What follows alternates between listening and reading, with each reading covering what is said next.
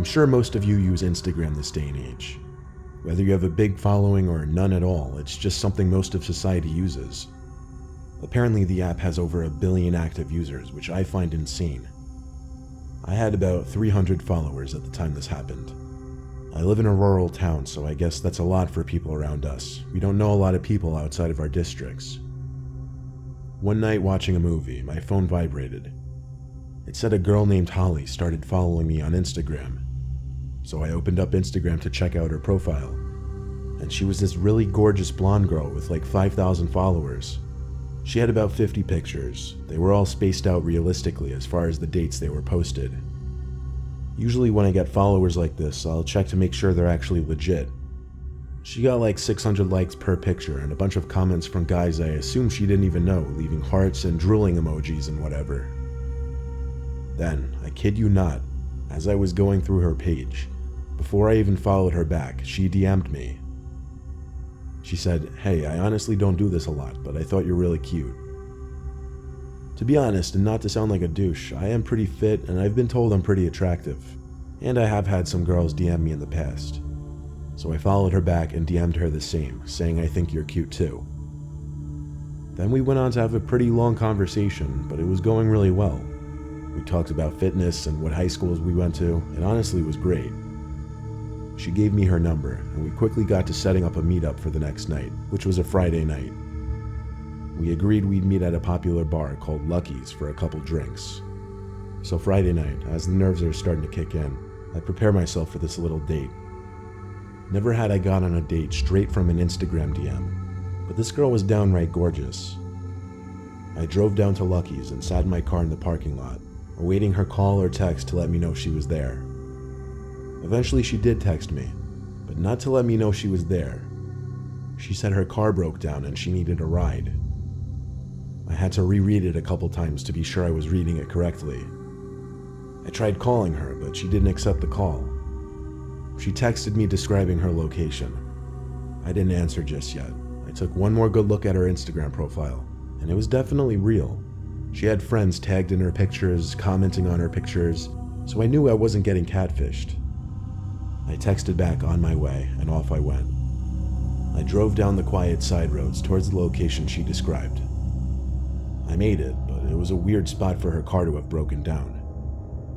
I saw a car pulled off to the side of the road next to the woods. Actually, there were woods on either side of this road.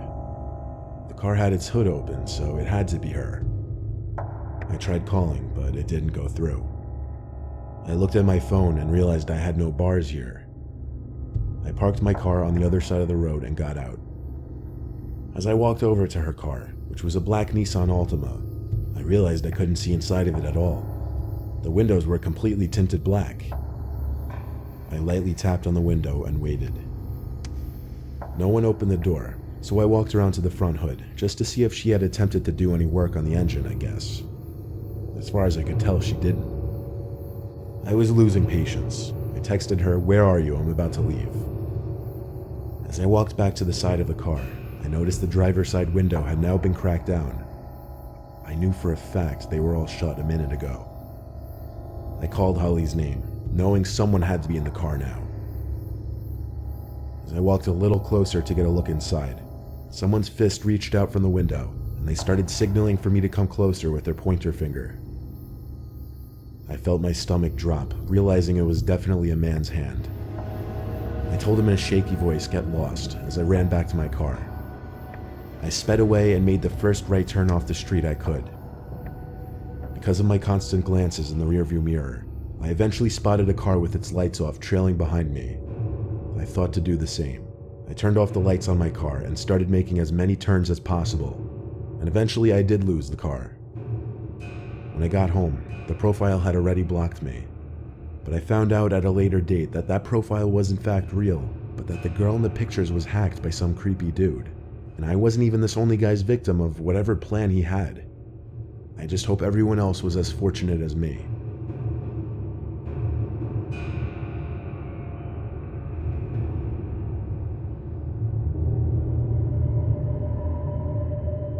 I have an Instagram account with 1,100 followers. I had it set to public so anybody could come onto my page and look at my pictures, like them, and comment on them. So oftentimes I'd get people I didn't know liking my pictures and commenting on them. But one person stood out from the rest. I remember his first comment on one of my photos. It was a beach picture with one of my friends, so I was wearing a swimsuit. I had like 11 comments on it, but one of them was from somebody I didn't know. It was 3 flame emojis. I clicked the man's profile. He had 3 pictures, 80 followers, and he was following over 200 people, including me. All 3 of his pictures were of him, selfies, which didn't look right given that he looked like he was 40 or 50. I didn't mind though, it's expected to happen to a certain extent. However, after that photo, it started becoming a thing where the man would just comment on every new photo I posted. One comment just said hot. This one was a little creepier, honestly. But then 2 days later, after posting my next picture, the man didn't comment this time. Instead, he sent me a direct message. It said, "Hey, I just wanted to tell you that you're beautiful, even though I'm like 30 years older than you, LOL. I responded, LOL, thanks, which I'm surprised I did. Most people would have probably ignored it. He got back to me with, I would kill to meet a girl like you. I replied 10 minutes later with thanks, hoping he wouldn't say anything else. But he got back to me with, maybe one day I'll meet you, ... LOL. I didn't reply to that one. I found everything about the guy creepy, but I didn't block him. I figured, why get rid of a free follow and likes? I hadn't heard from him until I posted a new photo. This one of my sister Carol and I in front of our house. The man commented quickly on the photo, saying, "You and your sister are so cute." Now it was becoming too much for me, so I removed the comment and blocked him. Later in the day, Carol and I were home alone. I was in the bathroom doing my nails, getting ready to go out. I noticed a car I didn't recognize pull up in front of the house through the window, but only the front. The rest of the car was covered by the bush that separates our front yard from the neighbors. The headlight shut off, but I didn't see anyone step out of the car. I took note of this only because we're on a dead-end block, so we don't get any through traffic. I shut the blind just because I was on full display. My sister was in her room on her laptop when the time came for me to leave. I didn't bother saying goodbye. Usually we just text each other that we're going out anyway.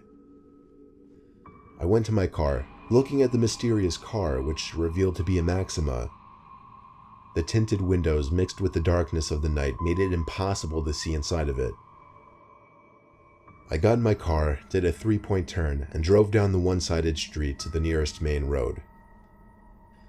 I went to a social gathering at a friend's house. I wouldn't call it a party, but a decent amount of drinking went on.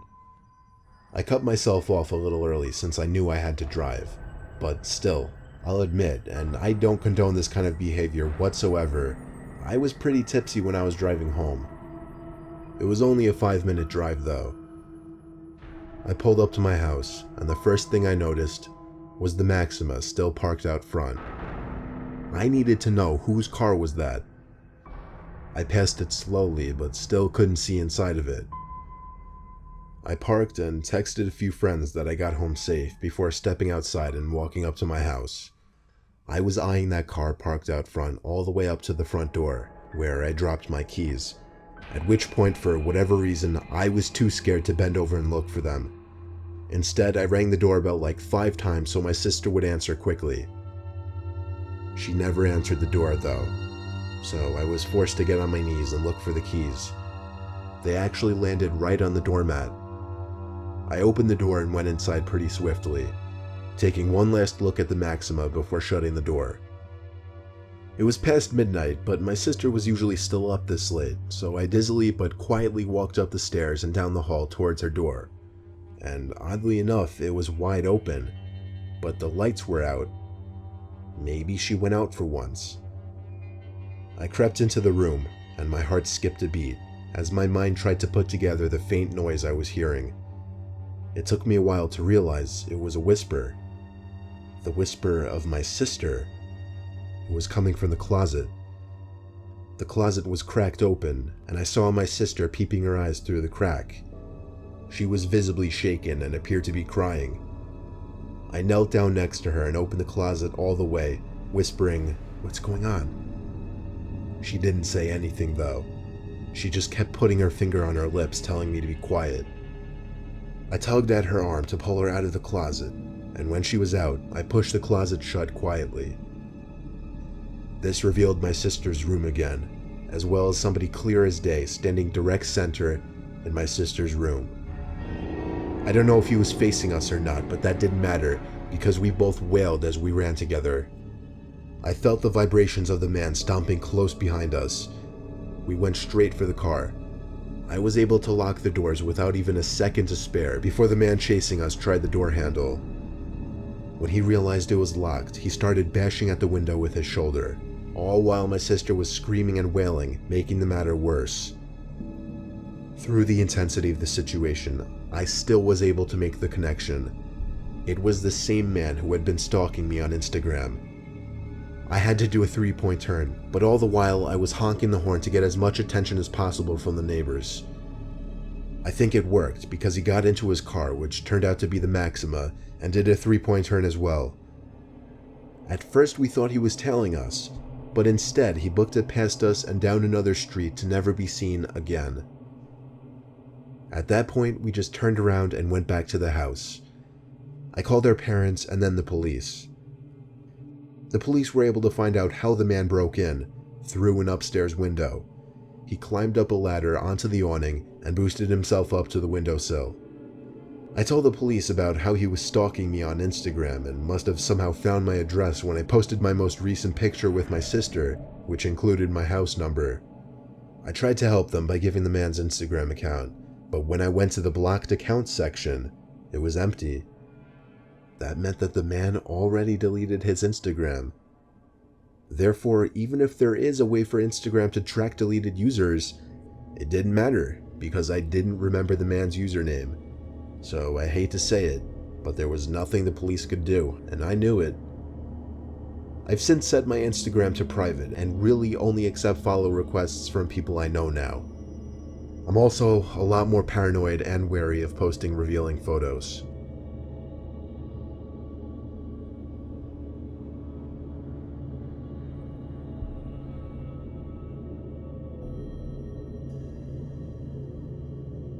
I came across something recently that has been freaking me the hell out.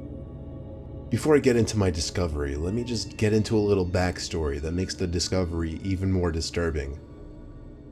For the past few weeks or so, on several occasions, while either trying to sleep in my bed or doing something in my room with a light on at night, I would hear a single, faint yet audible tap on my window. I hardly want to call it a tap, because none of the sounds really resembled an intentional tap. It sounded more so like something accidentally being scraped or pressed against the glass very briefly. At first I thought it was just bugs flying into the window, but as the same sound kept happening at least 2 or 3 times a week, I started to get freaked out by it. So I told my dad, and he of course told me it's nothing, probably just bugs like I initially thought.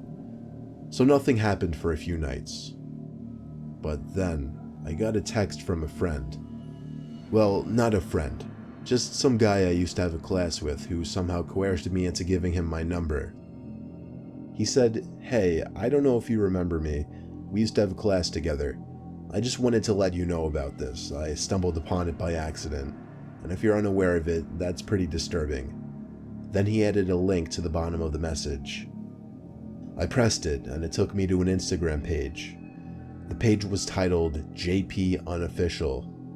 Those were my initials, but that wasn't the first thing I noticed. The first thing I noticed was the profile picture, which was me. And then the 45 pictures uploaded to that account were all of me. They weren't like pictures that I took though, they were all candid. I mean, like, they were pictures I never even knew were taken. Some were of me at the beach, some were of me sitting in my car, but the newer ones got even weirder. Some were of me in my backyard, and then the worst ones were the most recent. There were pictures of me in my room, taken from outside my window. Some of me sitting on my bed doing homework or texting, others of me standing, with one even of me in my underwear. I felt sick. I felt like crying and throwing up. All of the pictures had at least 2 or 3 likes. Some had comments, but not comments pointing out how wrong this is. They were comments encouraging it, saying things like, "Go for it," or "hot," or "what I'd do if I could get my hands on her." The captions on the photos too. They were all things like "the love of my life," or "she went to the beach today," or "I just like to watch her." My mouth was twitching as a tear rolled down my face. I was so disturbed, I can't even describe the emotions I was feeling. And then, there was a sound again at the window. The sound. The unintentional scrape or tap.